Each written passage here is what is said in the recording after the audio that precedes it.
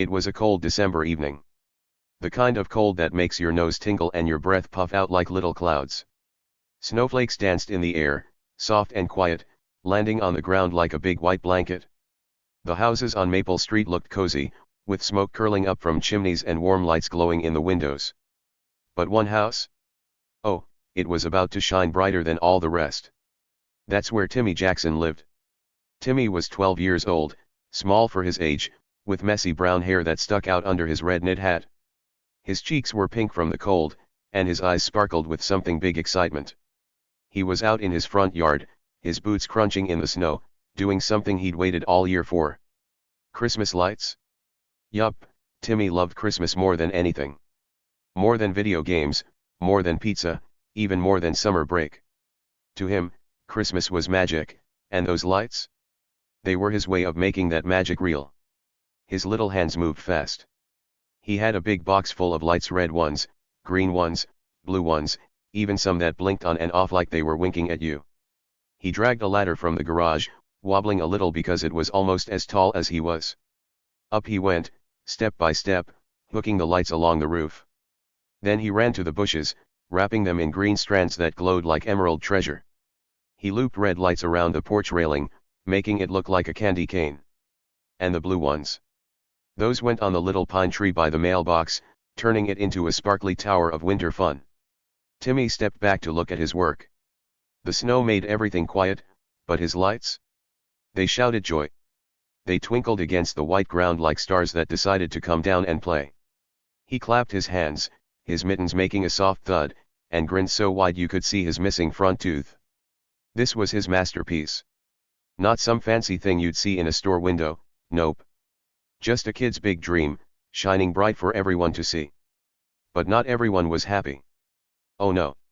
Across the street, behind a window with perfect white curtains, someone was watching. Her name was Karen Miller. Karen wasn't a kid like Timmy. She was a grown-up, tall and skinny, with hair that stayed in place like it was glued there. She always wore a frown, like smiling was against the rules. In her hand? A clipboard. Always a clipboard. She carried it everywhere, scribbling notes about the neighborhood. If your grass grew too long, knock, knock, there was Karen. If your dog barked once, knock, knock, clipboard in your face. If your trash can stayed out 5 minutes past pickup day? You guessed it, Karen was there, ready to tell you how wrong you were. Everyone on Maple Street knew her. They called her the HOA Queen. HOA stood for Homeowners Association, a group of people who made rules about how houses should look. Karen loved those rules more than Timmy loved Christmas. To her, a perfect neighborhood was quiet, neat, and boring. No loud kids, no messy yards, and definitely no wild Christmas lights. She'd walk around with her clipboard, her sharp eyes hunting for anything out of place. And tonight, those eyes were locked on Timmy. Karen didn't like what she saw. Not one bit. She squinted out her window, her lips getting thinner and thinner as she stared. Timmy's lights were too much. Too bright, too colorful, too fun. She tapped her pen on her clipboard, making little angry dots on the paper. This wasn't how Maple Street was supposed to look. This was her kingdom, her perfect little world, and those lights? They were breaking every rule she held dear. But Timmy didn't know she was watching. He was too busy humming a Christmas song, something about jingle bells and snow. His voice was small, a little off-key, but happy. He grabbed another string of lights from his box, these ones yellow, and started climbing the ladder again. Up, up, up he went, stretching as far as his arms could reach. The yellow lights dangled for a second before he hooked them on, adding a sunny glow to the snowy night. He giggled to himself, imagining how cool it'd look when his dad came home from work. His dad always said, "Timmy, you've got a big heart." And tonight, that heart was lighting up the whole yard. Back across the street, Karen's frown got deeper.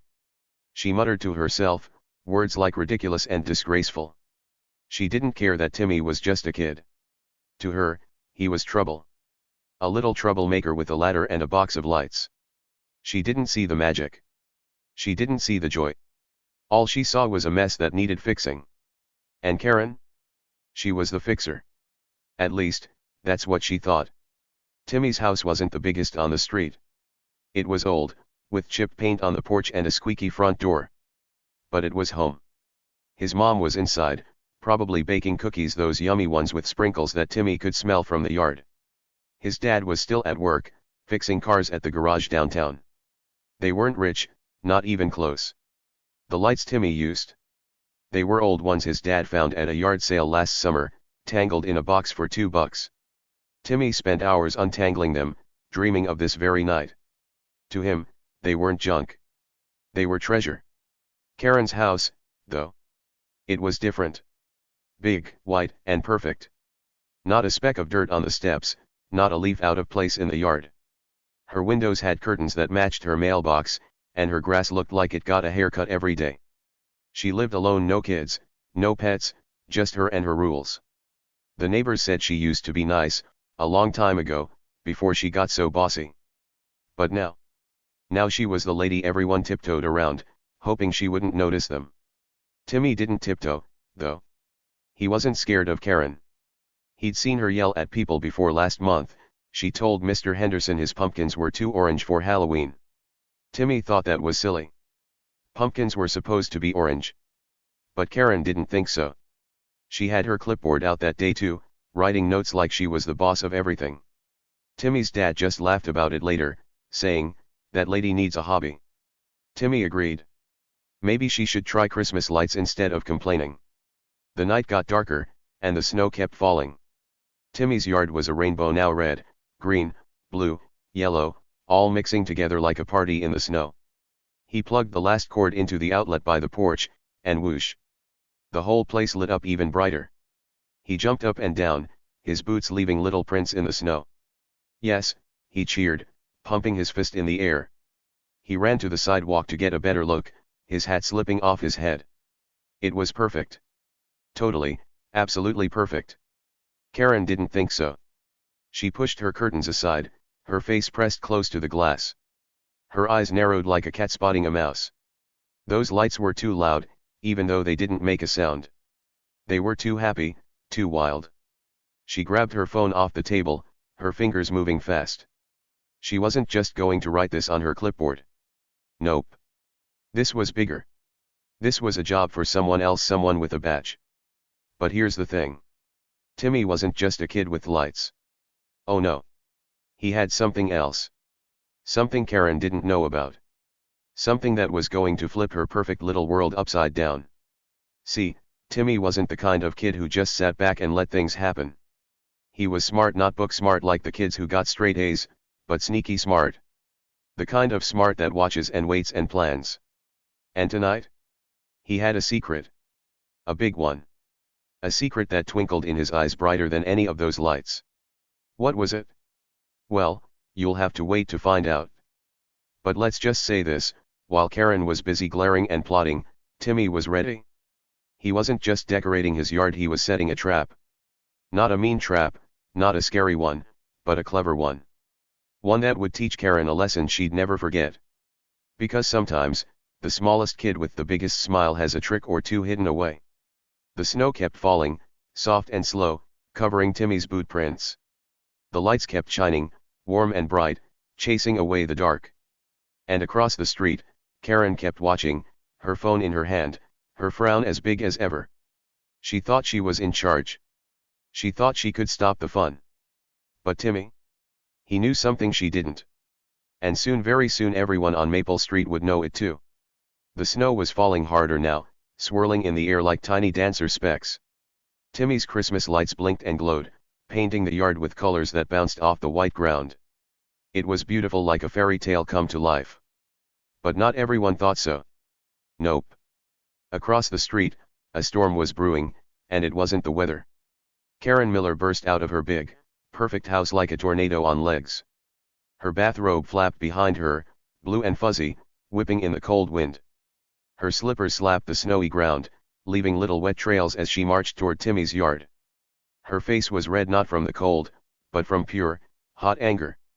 She stopped right at the edge of her lawn, staring at Timmy's masterpiece like it was the ugliest thing she'd ever seen. Her eyes were sharp, like a hawk spotting a mouse, and her mouth was twisted into a big, grumpy frown. "Those lights are too bright," she shouted, her voice cutting through the quiet night like a loud bell. She threw her arm up and pointed at the lights, her finger shaking like it was a sword or a magic wand she could use to make them disappear. "This isn't some circus, it's a neighborhood." Her words were loud and mean, bouncing off the houses and making the snowflakes tremble.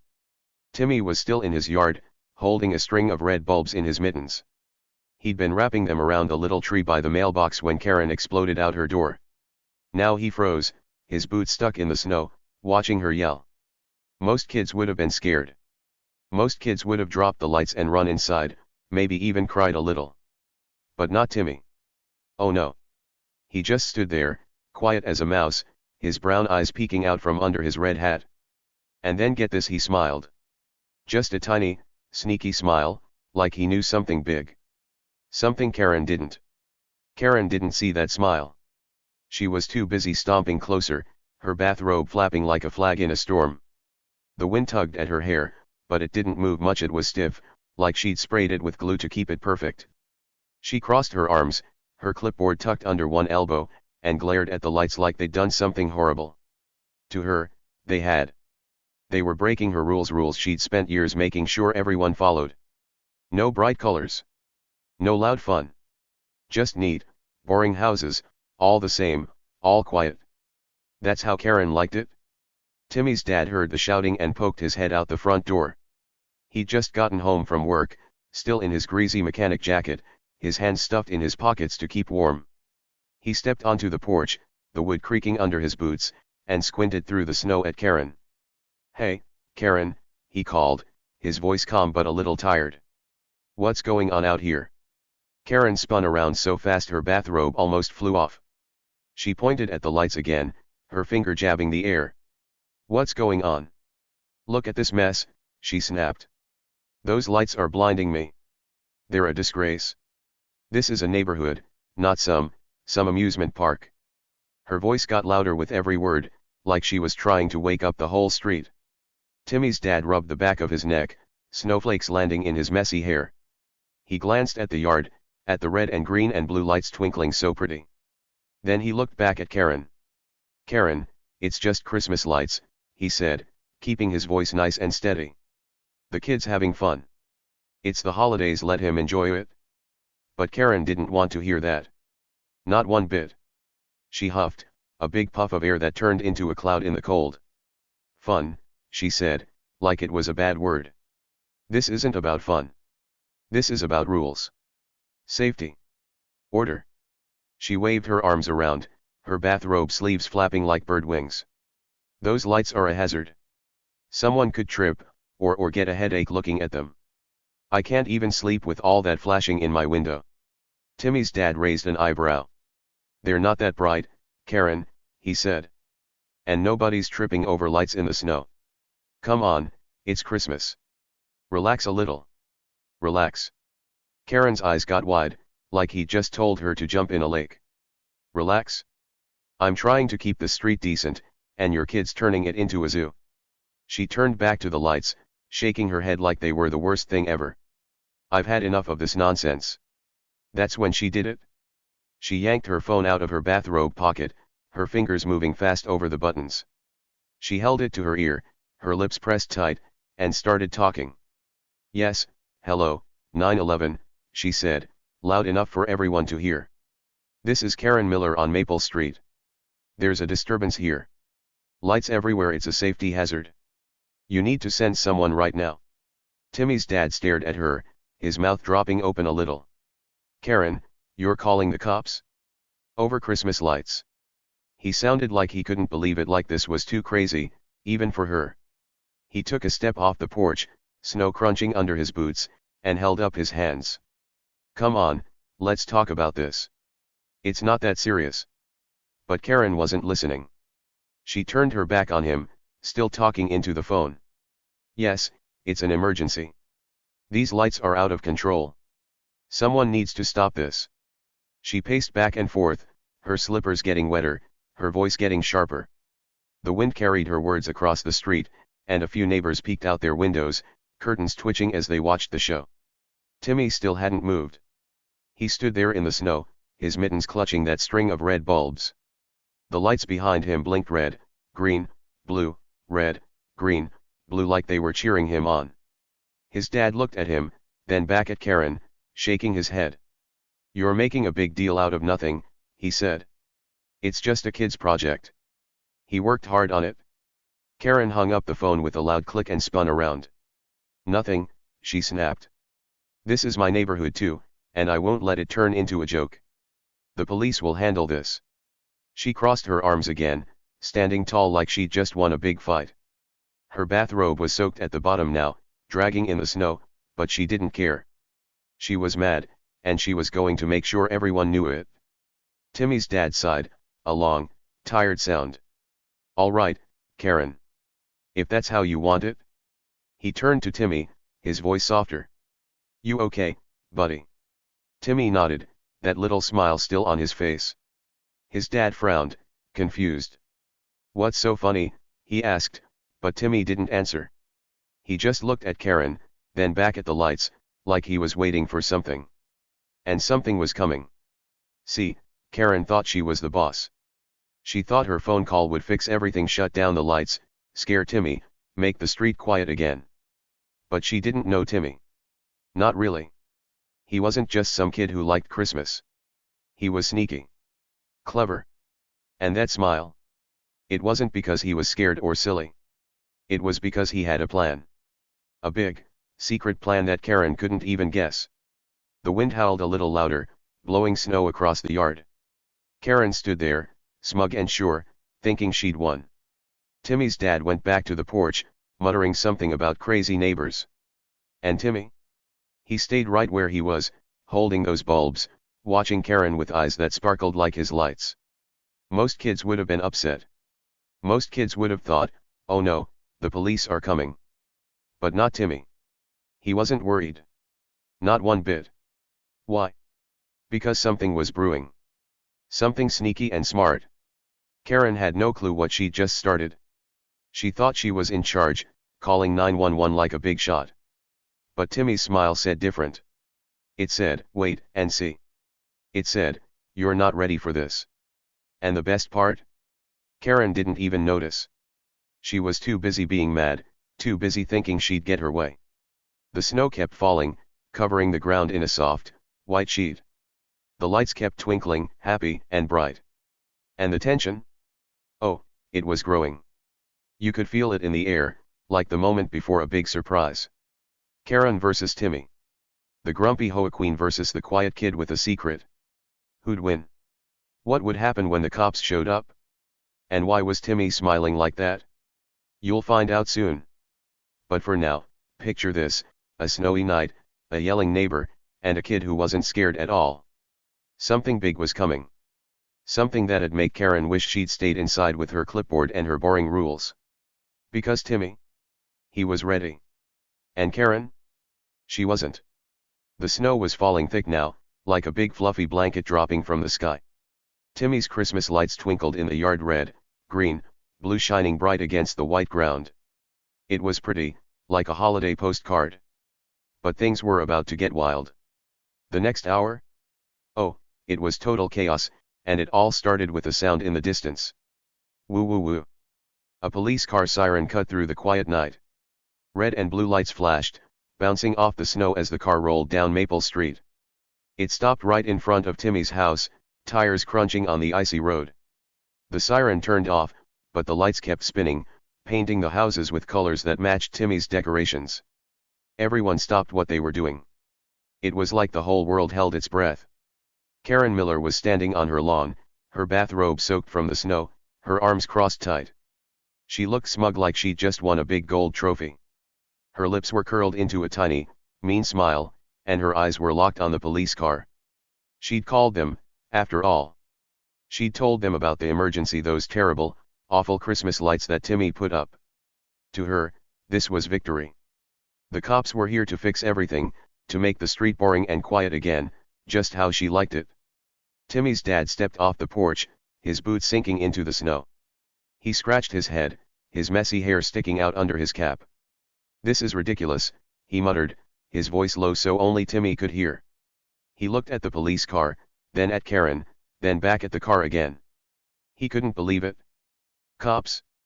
4 Christmas lights? It was the silliest thing he'd ever heard.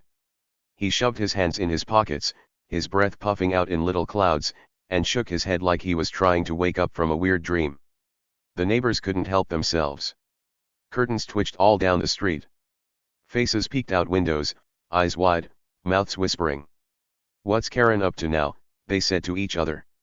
"She's gone crazy this time," some giggled. "Calling the police over lights? That's nuts," others whispered.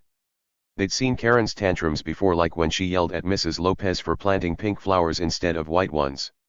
Or when she told old Mr. Carter his mailbox was too rusty and needed to be fixed. But this was next level crazy. The neighbors grabbed their hot cocoa and settled in to watch, like it was a big show on TV. The police car doors opened with a loud click. 2 cops stepped out, their boots crunching in the snow. One was tall, with a big hat pulled low over his eyes. The other was shorter, with a shiny badge glinting on his jacket. They didn't smile. They didn't frown. They just looked serious, like they had something important to do. Their flashlights flicked on, little beams of light cutting through the snowy dark. They stood by the car for a second, looking around, taking it all in. Karen didn't waste a minute. She marched right over, her slippers slapping the ground, her bathrobe flapping like a cape. She stopped in front of the cops, her arms still crossed, her chin up high. "Officers, thank you for coming," she barked, her voice loud and bossy. "Look at this mess." She spun around and pointed at Timmy's yard, her finger jabbing the air like a spear. "These lights are a disaster. Too bright. Too wild. They're breaking every rule in the book." She stomped her foot, sending a puff of snow flying. "You've got to do something about this right now." The tall cop tilted his head a little, like he was listening. The short cop nodded, but his eyes didn't move to the lights. Nope. Both cops were looking at Karen. Not the yard, not the twinkling bulbs, just her. Their faces stayed serious, and their hands rested on their belts, near their radios. It was weird. If they were here for the lights, why weren't they looking at them? Why were they staring at Karen like that? Timmy was still in the yard, standing by the little pine tree with the blue lights. He hadn't said a word since Karen called 911. Not one peep. Most kids would have been scared. Cops showing up is a big deal. Most kids would have run to their dad or hid behind the porch. But Timmy? He just watched. His mittens were stuffed in his pockets now, and his red hat was crooked on his head. The snowflakes landed on his nose, but he didn't brush them off. He was too busy watching the cops, watching Karen, watching everything. Then he did something sneaky. Real sneaky. He slipped behind his dad, moving quiet like a shadow. His dad didn't notice he was too busy staring at Karen and the cops. Timmy pulled his phone out of his jacket pocket, a little black rectangle with a cracked screen. He held it low, so no one would see, and started scrolling. His thumb moved fast, flicking through something on the screen. And that grin? That tiny, sneaky grin he'd had before? It was back. Bigger now, like he was holding a secret that made him want to laugh out loud. What was he up to? What was on that phone? Karen kept talking, her voice getting louder and sharper. "See those red ones," she said, pointing at the porch. "They're blinding me every night. And the green ones on the bushes. They're a tripping hazard. Someone could fall and sue." She waved her arms around, her bathrobe sleeves flapping like crazy. "And don't get me started on the blue lights. That tree looks like a clown show. This isn't a circus, officers. This is Maple Street, and we have rules." The tall cop scratched his chin. The short cop wrote something on a little notepad he pulled from his pocket. They still didn't say anything, just listened to Karen go on and on. Timmy's dad stepped closer, his hands up like he was trying to stop a fight. "Karen, come on," he said. "The lights aren't hurting anybody. Timmy's just a kid. He loves Christmas. Let it go." Karen spun around so fast her slippers almost flew off. "Let it go," she snapped. "I'm not letting this go. This is my neighborhood too, and I won't let your kid ruin it." She turned back to the cops, her eyes wide. "Officers, you see what I'm dealing with? They don't care about rules. You need to shut this down." The tall cop finally spoke. His voice was deep, like a rumble. "We'll take a look, ma'am," he said. But his eyes stayed on Karen, not the lights. The short cop nodded again, his pen scratching on the notepad. They stepped forward, their boots leaving big prints in the snow, but they didn't head for the yard. Nope. They walked closer to Karen, their flashlights swinging back and forth. Timmy's dad watched them, his eyebrows scrunching up. "This is nuts," he muttered. "All this for some lights." He looked back at Timmy, who was still hiding behind him, messing with that phone. "You okay, bud?" he asked. Timmy nodded, his grin growing a little wider. His dad frowned. "What's so funny?" he said, but Timmy just shrugged, his eyes flicking to the cops and Karen. The neighbors were whispering louder now. "She's lost it?" Mrs. Lopez said from her window, her voice sneaking out into the cold. "Calling the cops on a kid? That's low, even for Karen." Mr. Carter nodded from his porch, his old dog barking at the excitement. "She's always picking fights," he grumbled. "But this is wild." The street was buzzing, everyone watching, waiting to see what the cops would do. Karen stood tall, her bathrobe dripping wet now, her arms still crossed. She thought she'd won. She thought the cops were here to back her up, to tell Timmy and his dad to take those lights down. She thought she was the hero of Maple Street, saving the day from all that bright, happy chaos. But something was off. The cops weren't acting like she expected. They weren't rushing to the yard. They weren't yelling at Timmy. They were just staring at her. Timmy kept scrolling on his phone, his fingers moving fast. He tapped something, and his grin got even bigger, like he'd just found gold. He peeked out from behind his dad, watching the cops, watching Karen, waiting. What was he looking at? What was making him smile like that? It was like he knew something big, something sneaky, something that was about to change everything. The tall cop took a step closer to Karen. The short cop flipped his notepad shut and tucked it back in his pocket. The air got thick, like before a thunderstorm. The snow kept falling, the lights kept twinkling, and the neighbors kept whispering. Karen didn't notice the cop's eyes on her. She didn't notice Timmy's grin. She was too busy thinking she'd won. But she hadn't. Not yet. Something was coming, something she didn't see, something she couldn't stop. Timmy's secret was bubbling up, ready to spill out. The cops were here, sure, but were they really here for the lights? Or was there more to this?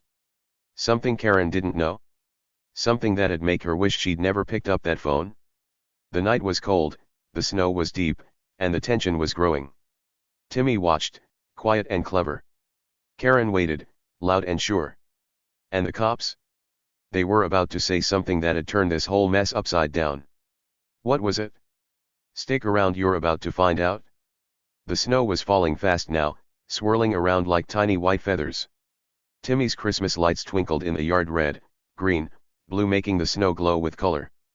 The police car's lights flashed too, spinning red and blue circles across the street. It was a cold, wild night on Maple Street, and something huge was about to happen. Karen Miller stood there in her soggy bathrobe, her arms crossed, her face smug. She thought she'd won. She'd called the cops, and they were here, two of them, standing tall in the snow.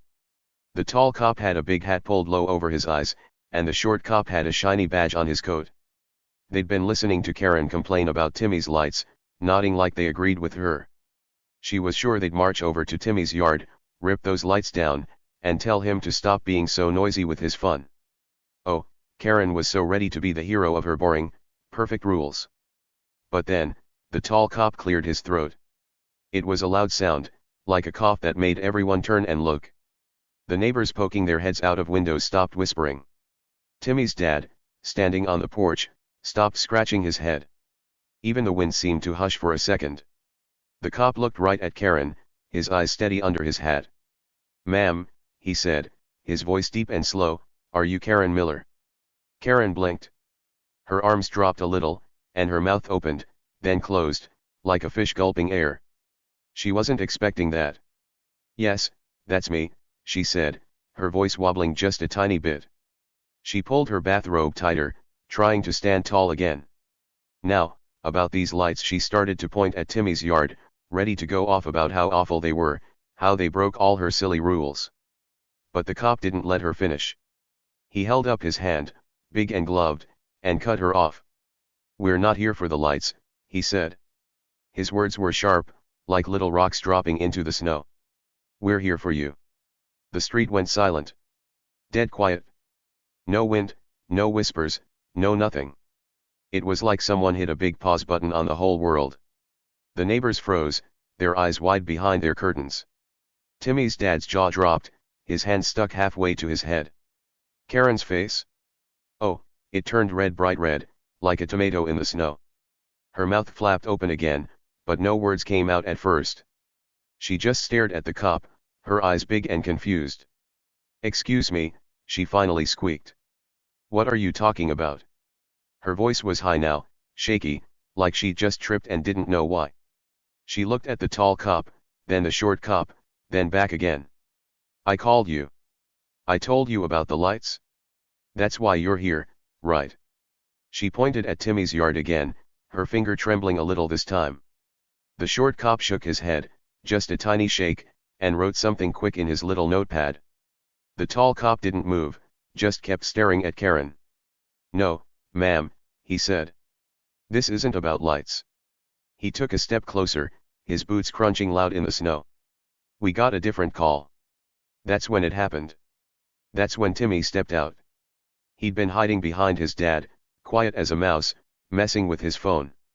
Now he moved forward, slow and steady, his boots leaving little prints in the snow. He wasn't scared. He wasn't shaking. He was calm, like he'd been waiting for this exact moment. His red hat was crooked, snowflakes stuck to his cheeks, and that sneaky grin? It was back bigger than ever. He held up his phone, high in the air, so everyone could see. The screen glowed bright in the dark, cutting through the falling snow. "Maybe it's about the security camera I set up last week," he said, loud and clear. His voice wasn't wobbly or soft, it rang out, sharp and strong, like a bell. "The one that caught you sneaking into our garage and cutting our old lights." Gasp. The sound rippled through the neighbors like a wave. Mrs. Lopez dropped her cocoa mug, and it clinked on her windowsill. Mr. Carter's dog barked, loud and surprised. Faces pressed closer to windows, eyes popping wide. Timmy's dad spun around, staring at his son. "What?" he said, his voice all shocked. "Timmy, what are you talking about?" Karen's face went from red to white, pale white, like the snow. Her arms fell to her sides, and her bathrobe flapped loose in the wind. That's ridiculous," she stammered. I wouldn't," but her words tripped over each other, getting tangled up like a knot. Timmy didn't wait for her to finish. He tapped his phone screen with his mitten-covered thumb. "Look," he said, turning the phone so the cops could see. A video started playing, loud enough for everyone to hear. The picture was dark at first, just shadows and a little bit of moonlight. But then, there she was, Karen. Clear as day, caught on camera.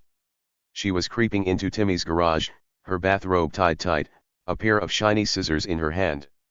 She looked left, then right, like a sneaky cat, then bent down and snip, snip, snip, she started cutting the old Christmas lights Timmy had stored there. The crowd gasped again, louder this time. "No way!" Mrs. Lopez yelled from her window. "She did that."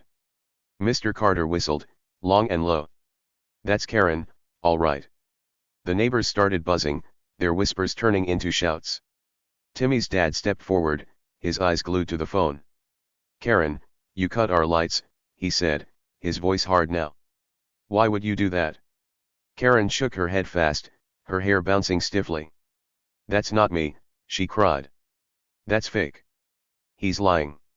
She pointed at Timmy, her finger shaking like a leaf in the wind. "He's just a kid, he made it up." But the tall cop didn't look convinced. He leaned closer to the phone, watching the video. Karen's face was right there, her pointy nose, her grumpy frown, even her fuzzy bathrobe. The short cop peeked too, his pen tapping his notepad. "Looks real to me," the short cop said, his voice quiet but firm. "Same robe, same scissors." Timmy nodded, his grin steady. "I set up the camera last week," he said. "Dad got it cheap at the store 'cause someone kept messing with our stuff. I hooked it up in the garage, just in case." He looked at Karen, his eyes bright. "Guess it worked." The tall cop straightened up, his hat casting a shadow over his face. "We got a report about vandalism," he said, slow and serious. "Someone called us yesterday, said they had proof of a lady cutting up decorations. Said she lived on Maple Street." He looked right at Karen. "Looks like we found our suspect." Karen's mouth dropped open so wide you could have tossed a snowball in it. "Vandalism," she squeaked. "Me? I'm not. I didn't." She stumbled back a step, her slippers slipping in the snow. "This is crazy. I called you about the lights. I'm the victim here." The short cop flipped his notepad open again. "Got a call from a kid," he said, reading his notes. "Said he had video of a lady sneaking around, breaking stuff. Matches what's on this phone." He looked up at Karen, his eyes narrow. "You got scissors at home, ma'am?" Karen's face went red again, then white, then red. I don't. This is a trick," she yelled. "He's tricking you. He's just a kid." She waved her arms, her bathrobe flapping like crazy now. "You can't believe him." But the neighbors believed him. Oh, they believed him big time. "She's the one who cut my wreath last year," Mrs. Lopez shouted, leaning out her window. "I bet it was her." Mr. Carter nodded. "She told me my pumpkins were too big, probably chopped 'em up too."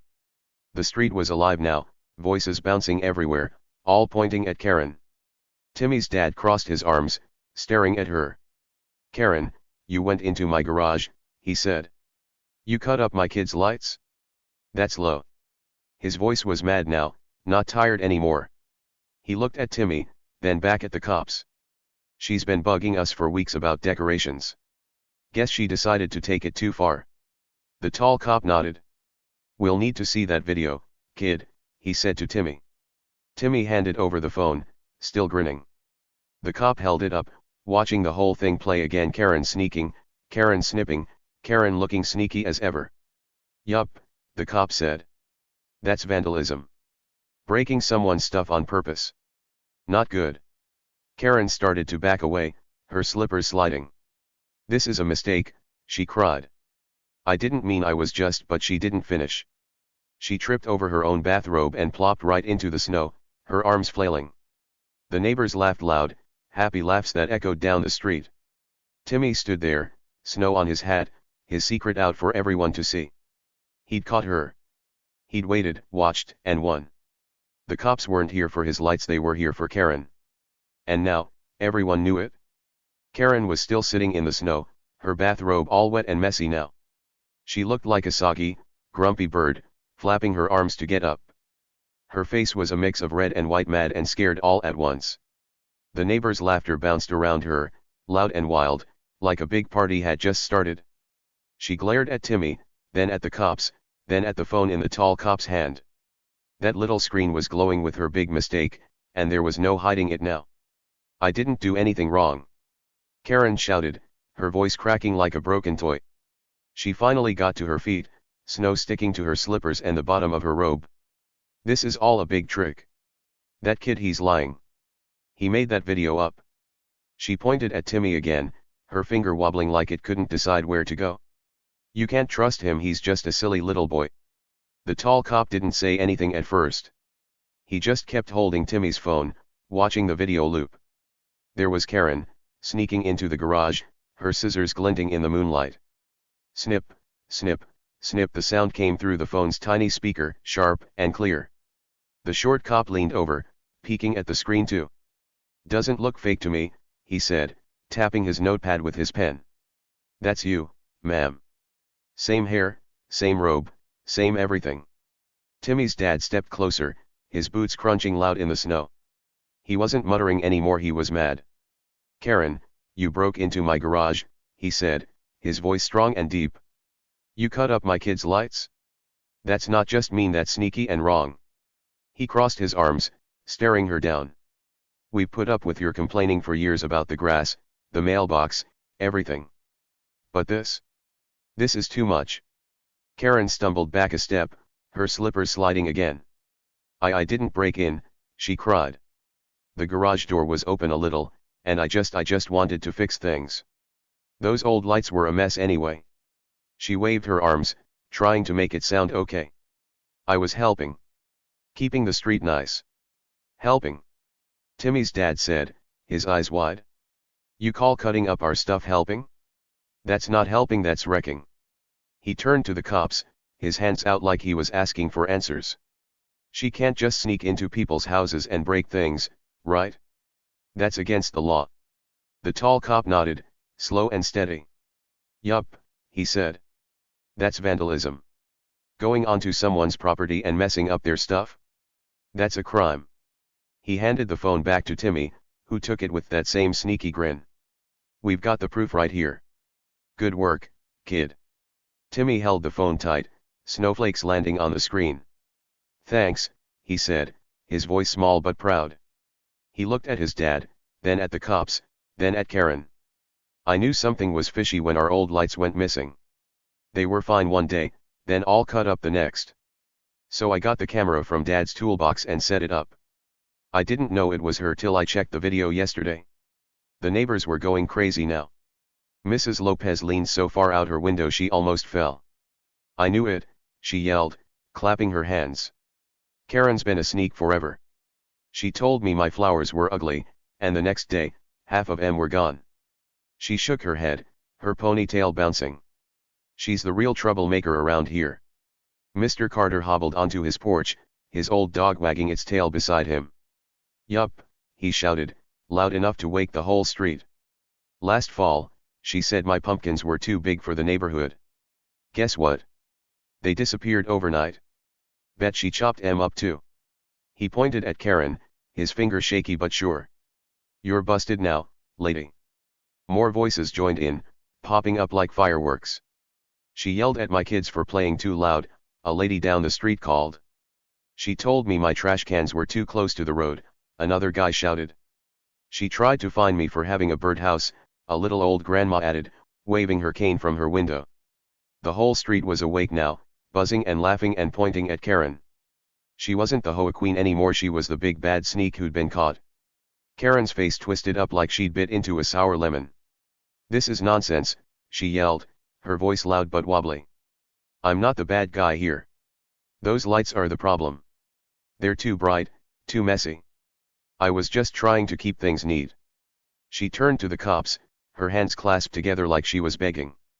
Officers, you've got to listen to me. I called you, I'm the one who needs help. But the tall cop shook his head. Doesn't matter who called, he said. We're here about a vandalism report. And this video. He pointed at Timmy's phone. That's evidence. You were caught breaking stuff. That's what we care about. The short cop stepped forward, his badge shining in the police car's lights. We need to ask you some questions, ma'am, he said. And we'll need to see those scissors you used. Got 'em at home? He pulled out his notepad again, ready to write. Karen's eyes went wide, bigger than snowballs. Scissors, she squeaked. I mean those aren't. She stopped, her words tripping over each other again. She looked around, at the cops, at Timmy, at the neighbors all staring. Her hands twisted in her bathrobe, pulling it tight. This isn't fair, she cried. He's just a kid. You can't take his word over mine. Timmy stepped forward again, snow crunching under his boots. It's not my word, he said, holding up the phone. It's the camera. It doesn't lie. His voice was calm, like he was explaining something simple like how 2 + 2 is 4. You snuck in. You cut the lights. I just showed everybody. The tall cop nodded. Kid's right, he said. Video's clear as day. We've got a crime here, and you're in it. He looked at Karen, his face serious. You're coming with us to answer some questions. Maybe more, depending on what we find. Karen's mouth flapped open again, but nothing came out. She looked like a fish stuck on dry land, gasping and lost. The neighbors cheered loud, happy cheers that filled the snowy night. Way to go, Timmy. Mrs. Lopez yelled. You caught her. Mr. Carter clapped, his dog barking along. Best kid on the street, someone else shouted. Timmy's dad put his hand on Timmy's shoulder, squeezing it tight. I can't believe you did this, bud, he said, his voice soft but proud. Setting up a camera? Catching her like that? You're smarter than me. He laughed, a big, warm sound that mixed with the neighbors' cheers. Timmy shrugged, his grin still there. I just wanted to keep Christmas fun, he said. She kept messing with us, so I figured it out. He looked at the cops, then at Karen, then at his lights shining bright. Guess she didn't know I'd catch her. The short cop pulled out a pair of shiny handcuffs, holding them up. We might not need these, he said to Karen. But you're coming with us either way. Let's go. He stepped closer, and the tall cop moved too, both of them big and steady in the snow. Karen backed up, her slippers sliding again. No, she cried. You can't do this. I'm not a criminal. But she didn't finish. She tripped again, landing in a big snowbank with a loud plop. Her bathrobe flew up, and her legs stuck out like a turtle flipped over. The neighbors laughed even harder, some clapping, some holding their stomachs. Get up, ma'am, the tall cop said, reaching down to help. He didn't laugh, but his mouth twitched like he wanted to. Karen grabbed his hand, pulling herself up, snow all over her face and hair. She looked messy now, nothing like the perfect HOA queen she used to be.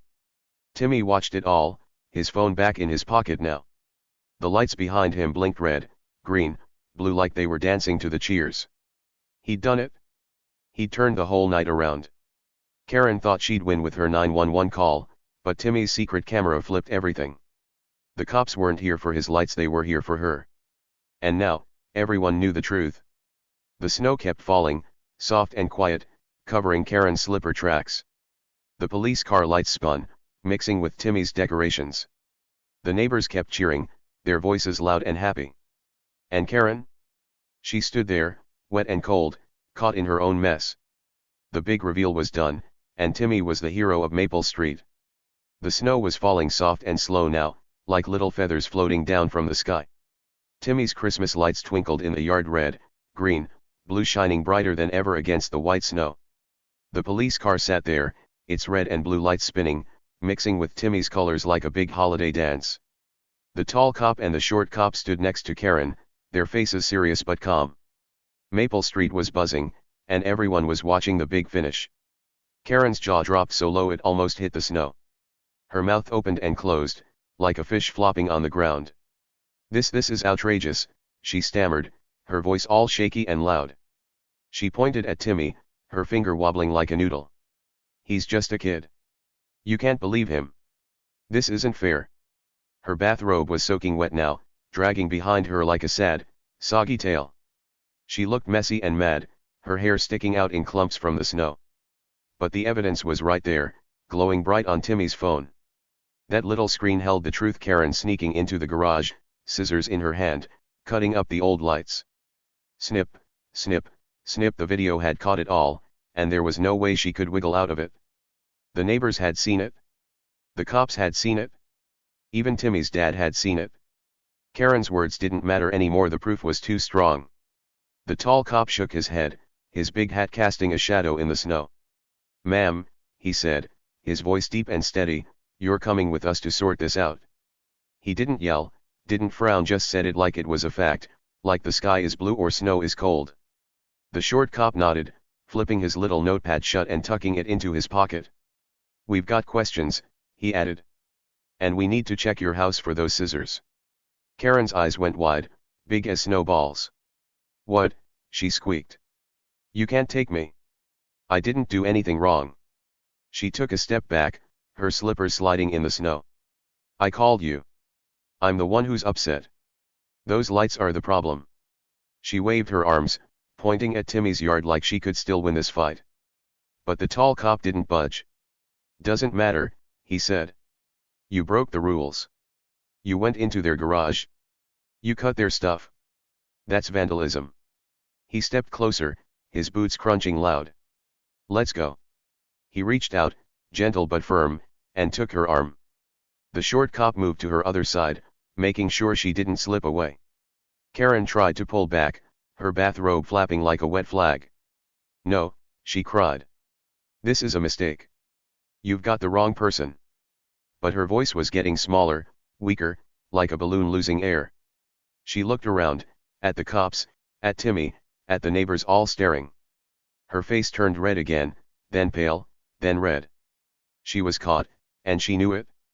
The cops started walking her toward the police car, slow and steady.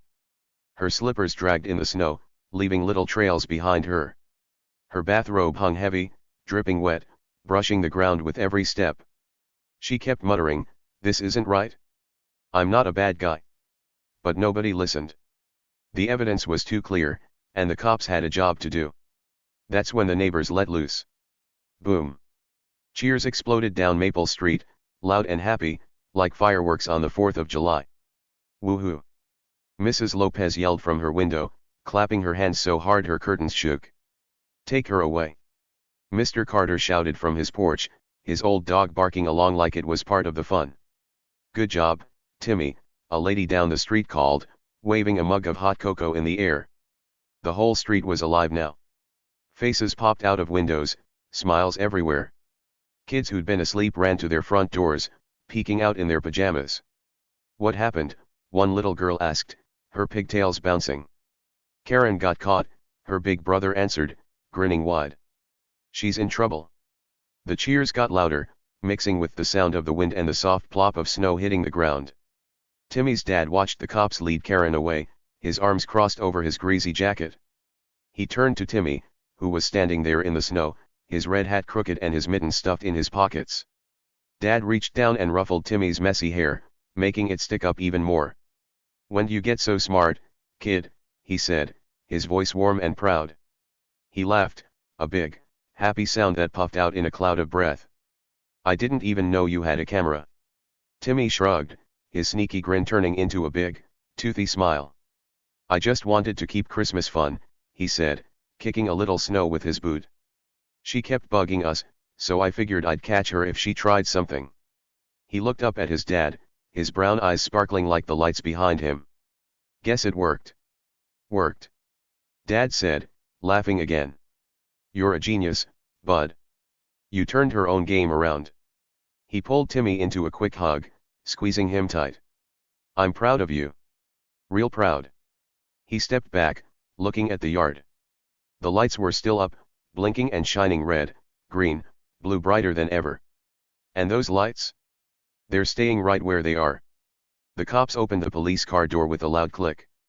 Karen stopped muttering and looked back, her eyes darting around. She saw the neighbors cheering, saw Timmy and his dad smiling, saw her perfect little world falling apart. "This isn't over," she yelled, her voice high and shaky. "I'll be back. You'll see." But nobody cared. The tall cop helped her into the car, guiding her soggy bathrobe inside. The short cop shut the door with a thud, and that was that. The police car engine rumbled to life, a low growl in the quiet night. The tires crunched over the snow as it pulled away, red and blue lights flashing one last time down Maple Street. Karen's face pressed against the window, a blurry, grumpy shape getting smaller and smaller. Then she was gone, swallowed up by the dark and the snow. The neighbors didn't stop cheering. "Bye-bye, Karen," Mrs. Lopez called, waving like she was sending off a ship. "Don't come back," Mr. Carter added, his dog howling a big goodbye. The street felt lighter now, like a big weight had lifted off. Karen wasn't the boss anymore. Her rules, her clipboard, her mean stares, they were gone, at least for tonight. Timmy's light stayed up, glowing strong. The red ones on the porch winked like candy canes. The green ones on the bushes sparkled like emeralds. The blue ones on the little tree shined like stars. They weren't just lights anymore, they were a victory. A big, bright win for Timmy, the kid who'd outsmarted the grumpiest lady on the block. Timmy's dad looked at him again, still grinning. "You know what, kid," he said. "We should add more lights tomorrow. Make it even bigger." Timmy's eyes lit up, brighter than the bulbs. "Really?" he said, bouncing on his toes. "Can we get the ones that flash fast?" Dad nodded. "Yup. Let's make this the best Christmas ever." The neighbors started coming outside now, bundling up in coats and scarves. Mrs. Lopez brought a tray of cookies, the yummy kind with sprinkles. "For the hero," she said, handing one to Timmy. He took it, his cheeks pink from the cold and the excitement. Mr. Carter shuffled over, his dog trotting beside him. "You're a smart one, Timmy," he said, patting his shoulder. "Keep those lights up all year if you want." More people joined in, turning the snowy night into a little party.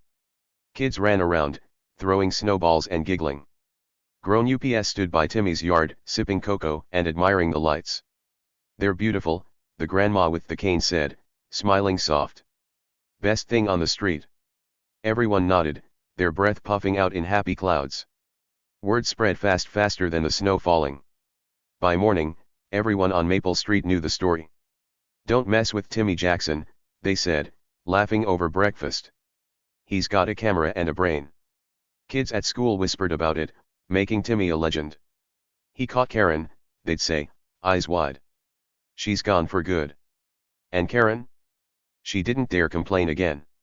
Not that night, not the next day, not ever. The cops took her to the station, asked their questions, and found those scissors in her kitchen drawer shiny and sharp, just like in the video. She got a big fine, and a warning to stay out of trouble. Her perfect house stayed dark, no clipboard knocks, no mean yells. She'd learned her lesson the hard way. Timmy's lights stayed up all through Christmas, brighter than ever. Every night, he'd plug them in, watching them dance in the snow. The neighbors waved, smiled, cheered.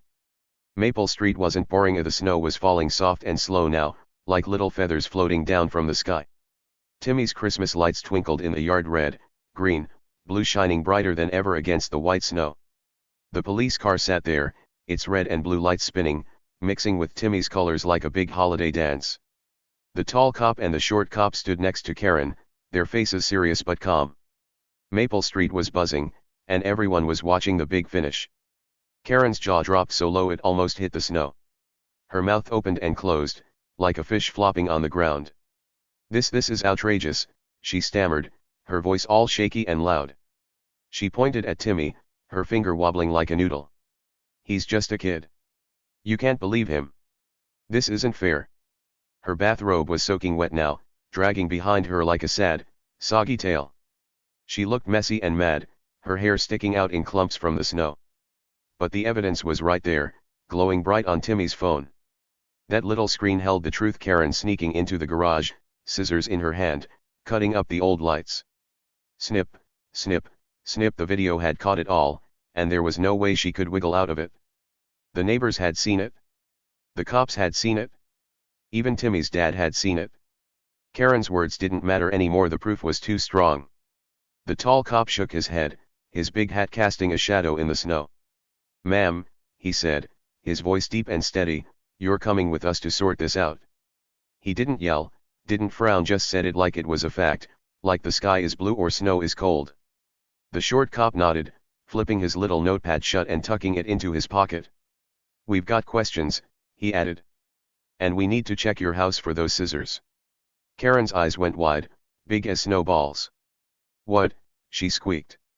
"You can't take me. I didn't do anything wrong." She took a step back, her slippers sliding in the snow. "I called you. I'm the one who's upset. Those lights are the problem." She waved her arms, pointing at Timmy's yard like she could still win this fight. But the tall cop didn't budge. "Doesn't matter," he said. "You broke the rules. You went into their garage. You cut their stuff. That's vandalism." He stepped closer, his boots crunching loud. "Let's go." He reached out, gentle but firm, and took her arm. The short cop moved to her other side, making sure she didn't slip away. Karen tried to pull back, her bathrobe flapping like a wet flag. "No," she cried. "This is a mistake. You've got the wrong person." But her voice was getting smaller, weaker, like a balloon losing air. She looked around, at the cops, at Timmy, at the neighbors all staring. Her face turned red again, then pale, then red. She was caught, and she knew it. The cops started walking her toward the police car, slow and steady. Her slippers dragged in the snow, leaving little trails behind her. Her bathrobe hung heavy, dripping wet, brushing the ground with every step. She kept muttering, "This isn't right. I'm not a bad guy." But nobody listened. The evidence was too clear, and the cops had a job to do. That's when the neighbors let loose. Boom. Cheers exploded down Maple Street, loud and happy, like fireworks on the 4th of July. "Woohoo!" Mrs. Lopez yelled from her window, clapping her hands so hard her curtains shook. "Take her away!" Mr. Carter shouted from his porch, his old dog barking along like it was part of the fun. "Good job, Timmy," a lady down the street called, waving a mug of hot cocoa in the air. The whole street was alive now. Faces popped out of windows, smiles everywhere. Kids who'd been asleep ran to their front doors, peeking out in their pajamas. "What happened?" one little girl asked, her pigtails bouncing. "Karen got caught," her big brother answered, grinning wide. "She's in trouble." The cheers got louder, mixing with the sound of the wind and the soft plop of snow hitting the ground. Timmy's dad watched the cops lead Karen away, his arms crossed over his greasy jacket. He turned to Timmy, who was standing there in the snow, his red hat crooked and his mitten stuffed in his pockets.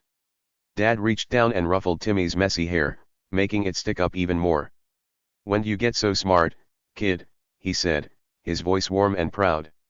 He laughed, a big, happy sound that puffed out in a cloud of breath. "I didn't even know you had a camera." Timmy shrugged, his sneaky grin turning into a big, toothy smile. "I just wanted to keep Christmas fun," he said, kicking a little snow with his boot. "She kept bugging us, so I figured I'd catch her if she tried something." He looked up at his dad, his brown eyes sparkling like the lights behind him. "Guess it worked." "Worked?" Dad said, laughing again. "You're a genius, bud. You turned her own game around." He pulled Timmy into a quick hug, squeezing him tight. "I'm proud of you. Real proud." He stepped back, looking at the yard. The lights were still up, blinking and shining red, green, blue brighter than ever. "And those lights? They're staying right where they are." The cops opened the police car door with a loud click. Karen stopped muttering and looked back, her eyes darting around. She saw the neighbors cheering, saw Timmy and his dad smiling, saw her perfect little world falling apart. "This isn't over," she yelled, her voice high and shaky. "I'll be back. You'll see." But nobody cared. The tall cop helped her into the car, guiding her soggy bathrobe inside. The short cop shut the door with a thud, and that was that. The police car engine rumbled to life, a low growl in the quiet night. The tires crunched over the snow as it pulled away, red and blue lights flashing one last time down Maple Street. Karen's face pressed against the window, a blurry, grumpy shape getting smaller and smaller. Then she was gone, swallowed up by the dark and the snow. The neighbors didn't stop cheering. "Bye-bye, Karen," Mrs. Lopez called, waving like she was sending off a ship. "Don't come back," Mr. Carter added, his dog howling a big goodbye. The street felt lighter now, like a big weight had lifted off. Karen wasn't the boss anymore. Her rules, her clipboard, her mean stares, they were gone, at least for tonight. Timmy's light stayed up, glowing strong.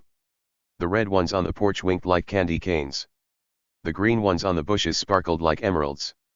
The blue ones on the little tree shined like stars. They weren't just lights anymore, they were a victory. A big, bright win for Timmy, the kid who'd outsmarted the grumpiest lady on the block. Timmy's dad looked at him again, still grinning. "You know what, kid," he said. "We should add more lights tomorrow. Make it even bigger." Timmy's eyes lit up, brighter than the bulbs. "Really?" he said, bouncing on his toes. "Can we get the ones that flash fast?" Dad nodded. "Yup. Let's make this the best Christmas ever." The neighbors started coming outside now, bundling up in coats and scarves. Mrs. Lopez brought a tray of cookies, the yummy kind with sprinkles. "For the hero," she said, handing one to Timmy. He took it, his cheeks pink from the cold and the excitement. Mr. Carter shuffled over, his dog trotting beside him.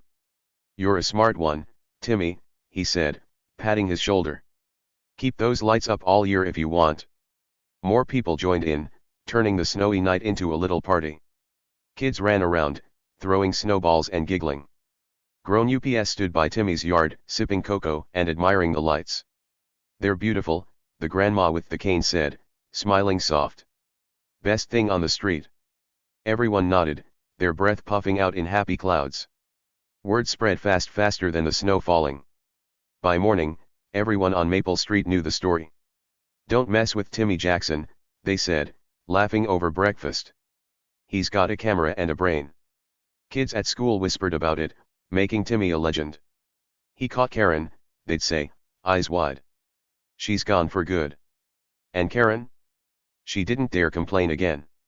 Not that night, not the next day, not ever. The cops took her to the station, asked their questions, and found those scissors in her kitchen drawer shiny and sharp, just like in the video. She got a big fine, and a warning to stay out of trouble. Her perfect house stayed dark, no clipboard knocks, no mean yells. She'd learned her lesson the hard way. Timmy's lights stayed up all through Christmas, brighter than ever. Every night, he'd plug them in, watching them dance in the snow. The neighbors waved, smiled, cheered. Maple Street wasn't boring anymore, it was alive, thanks to a kid with a sneaky plan and a big heart. Justice was served, and Christmas was saved. There you go. This is over 5,000 words, around 5,200, all in super easy English for 4th to 6th graders. I wrapped up the story with a big, happy ending, lots of cheers, and Karen getting what she deserved. What do you think? Want me to tweak anything? Just write this section but minimum 5,000 words and must use simple and very easy English vocabulary like 4th grade to 6th grade student can easily understand. Reflective or inspiring closing. So here's the thing, sometimes the smallest person in the fight has the biggest tricks up their sleeve. Timmy didn't yell or argue, he just waited, watched, and won.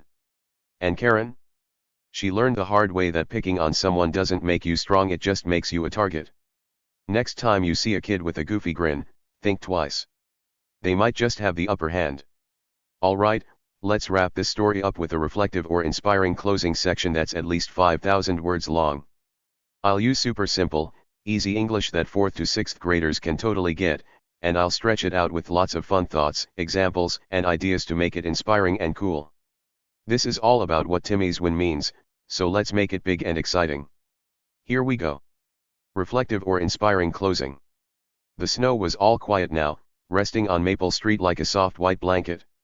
Timmy's Christmas lights twinkled one last time that night, red, green, blue shining bright against the dark. The police car was gone, Karen was gone, and the neighbors were still buzzing with cheers and laughs.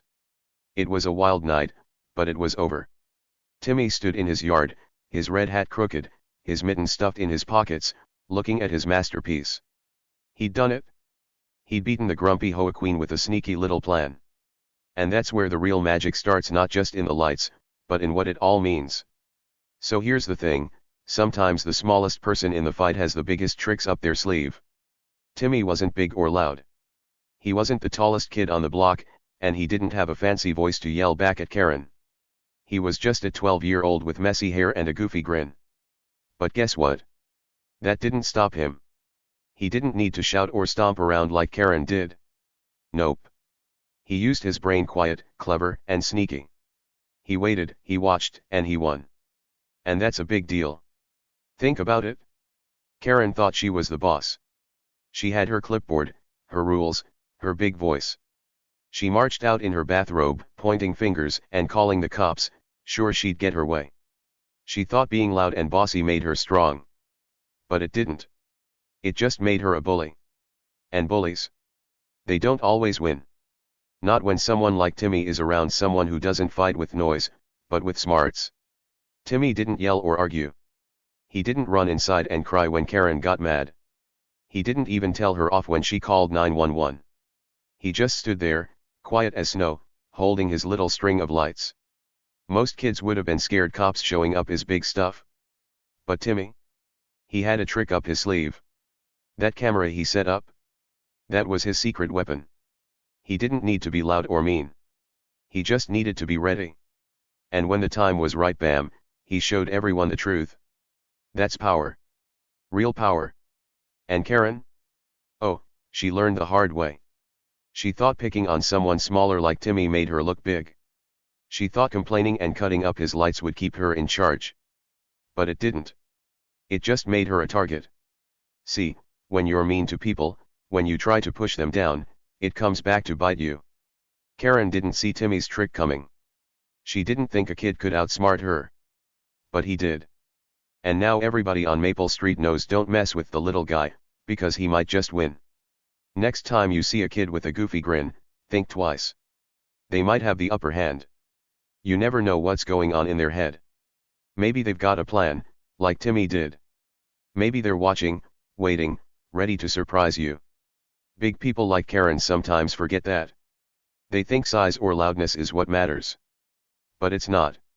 It's about being smart, being brave, and not giving up. That's what Timmy showed us. Let's picture it for a second. Imagine you're at school, right? There's this big kid in your class, tall, loud, always telling everyone what to do. Maybe they laugh at your drawings or say your lunch looks weird. They think they're the boss, like Karen did. And maybe you feel small, like you can't do anything about it. But what if you're like Timmy? What if you don't yell back or cry? What if you just watch and think? Maybe you find a way to show everyone that kid isn't so tough.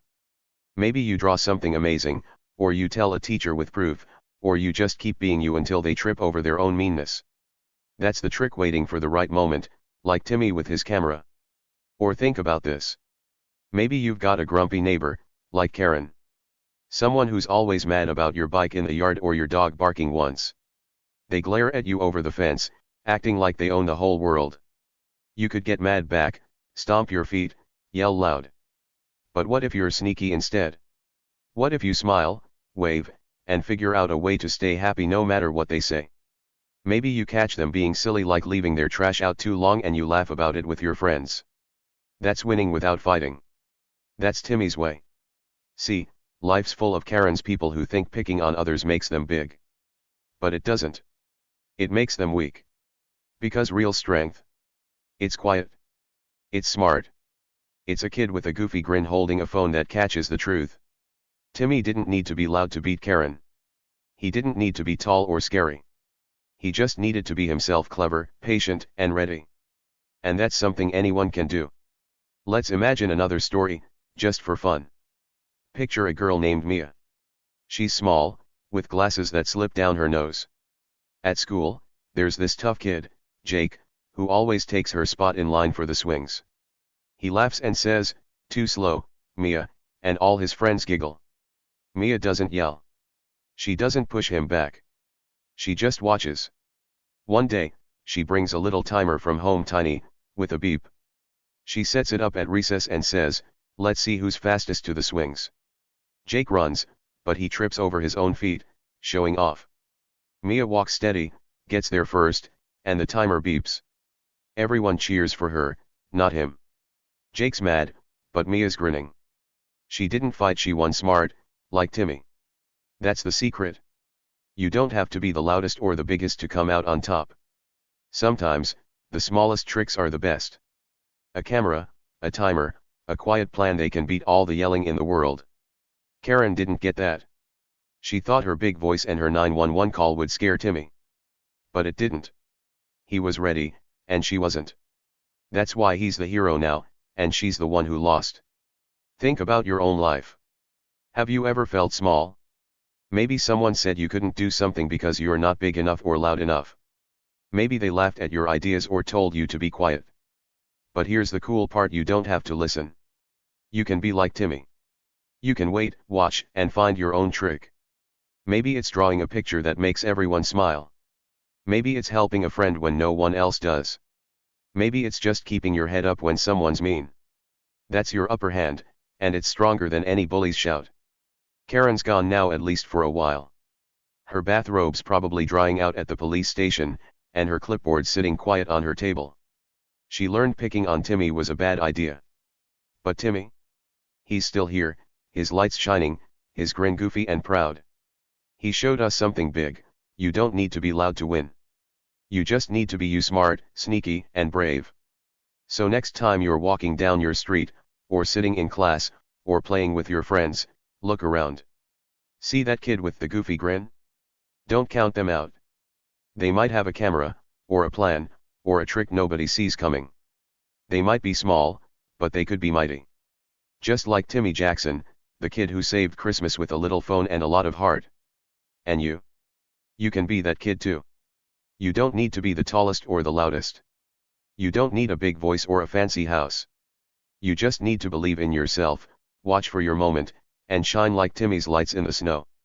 Because sometimes, the smallest person in the fight has the biggest win waiting up their sleeve. And that's the best trick of all. Nymore, it was alive, thanks to a kid with a sneaky plan and a big heart. Justice was served, and Christmas was saved. So here's the thing, Timmy's story isn't just about lights or Karen or a snowy night. It's about something bigger, something you can carry with you every day. It's about how the smallest person can surprise everyone, even when the odds look tough. Timmy didn't have a big army or a loud megaphone. He had a little phone, a sneaky camera, and a brain that wouldn't quit. That's all he needed to turn things around. And guess what? You've got stuff like that too, maybe not a camera, but your own special tricks that can make you strong. Let's think about tricks for a minute. Tricks aren't always sneaky like Timmy's camera. Sometimes they're just little things. You're good at things nobody expects. Maybe you're great at making people laugh, like when your friend's sad and you tell a goofy joke about a frog in a hat. Boom, they're smiling again, and you're the hero. Or maybe you're super good at building stuff, like making a tower out of blocks that wows your class. That's your trick, your upper hand, even if you're the quiet kid in the back. Karen didn't see Timmy's trick coming because she didn't look close enough. She saw a small kid with messy hair and thought, he's no big deal. Big mistake. She judged him by how he looked, not what he could do. That's what bullies do, they pick on people they think can't fight back. But Timmy showed her small doesn't mean weak. Small can mean smart. Small can mean sneaky. Small can mean unstoppable. Imagine you're on a playground. There's this big group of kids playing kickball, and one of them, let's call her Sarah, always picks the teams. She's loud, bossy, and picks her friends first, leaving you last every time. She smirks and says, "You're too little to kick far." Sounds like Karen, right? You could get mad, stomp off, or yell. But what if you're like Timmy? What if you wait, watch, and practice kicking when nobody's looking? One day, Sarah's team is winning, and she's laughing until it's your turn. You step up, kick that ball so hard it flies over the fence, and everyone's jaw drops. Sarah's quiet now, and your team cheers. You didn't yell, you just showed her. That's the Timmy way. Or how about this? Let's say you've got a tough teacher, super strict, like Karen with her clipboard. She's always saying, "Sit still. Be quiet. No fun." Maybe she picks on you because you wiggle too much or talk out of turn. You feel small, like you can't win. But what if you find your trick? Maybe you're awesome at drawing little cartoons. One day, you slip a funny picture of a dancing dog on her desk, no name, just a doodle.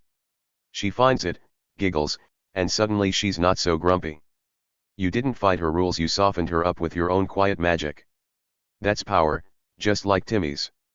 See, tricks don't have to be big or loud. They can be tiny, like a seed that grows into a huge tree. Timmy's camera was small, but it caught Karen in a snap. Your tricks might be small too, like being kind when someone's mean, or helping a friend with homework when they're stuck. Those little things add up. They make you strong in ways nobody sees coming, just like Timmy's lights lit up the whole street. Karen learned that the hard way. She thought picking on Timmy would keep her on top. She thought cutting his lights and calling the cops would scare him off. But it backfired big time. Picking on someone doesn't make you strong. It just shows you're scared of losing control, scared of fun, scared of anything that's not your way. Karen was scared of Timmy's lights because they broke her boring rules. But instead of talking or asking, she got mean. And mean people? They don't win when smart people like Timmy are around. Next time you see someone acting big and bossy, think twice about them too. They might look tough, like Karen in her bathrobe, waving her phone around. But inside, they're wobbly, like a tower of blocks about to fall. Timmy didn't knock Karen down with fists or shouts, he let her trip over herself. Her own meanness was her weakness, and his quiet smarts were his strength. That's a lesson for all of us. Don't be the Karen. Be the Timmy. Let's dream up one more story. Picture a boy named Leo. He's short, with freckles all over his face. At recess, there's this tough girl, Tina, who always takes the best spot under the tree to read her comics. She pushes Leo away, saying, "This is my spot, shrimp." Leo doesn't argue. He doesn't cry. He just watches. One day, he brings a little kite he made from sticks and paper. While Tina's busy with her comics, he flies it high above the tree, bright and colorful, spinning in the wind. Everyone runs over, ohing and ahhing, leaving Tina alone. She looks up, Mad at first, but then she watches too. Leo didn't fight, he flew higher. That's his trick, and it worked. You've got tricks like that inside you. Maybe you don't know them yet, but they're there, waiting. Maybe it's your smile that cheers people up, or your ideas that make games more fun. Maybe it's how you listen when nobody else does. Those are your lights, your camera, your kite. They don't need to be loud to shine bright. Timmy proved that he took a quiet night and turned it into a big win, all because he didn't give up. So here's what to remember: don't be afraid to be small. Small can be mighty. Small can be clever. Small can be the kid who saves the day. Karen didn't get that, and she lost. Timmy got it, and he won. Next time you feel like you're not big enough or loud enough, think of him standing in the snow, grinning, with a phone full of proof. You don't need to be the tallest tree in the forest. You just need to be the one that grows the strongest roots. And when you see that kid with the goofy grin, maybe it's your friend, your brother, or even you in the mirror, don't laugh it off. That grin might mean something big. It might mean they've got a trick, a plan, a spark nobody else sees. They might have the upper hand, ready to flip the game just like Timmy did. So watch out. World small doesn't mean weak. Small means ready. Small means winning. And that's the best kind of magic there is.